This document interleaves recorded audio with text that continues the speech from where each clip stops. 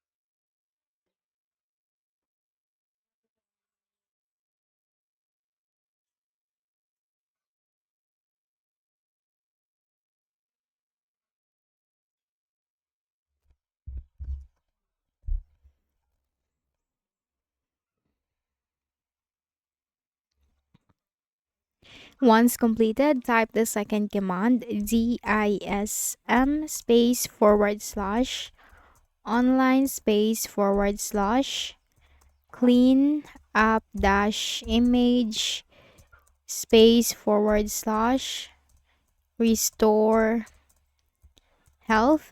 It's dism space forward slash online space forward slash cleanup dash image space forward slash restore health. Hit enter.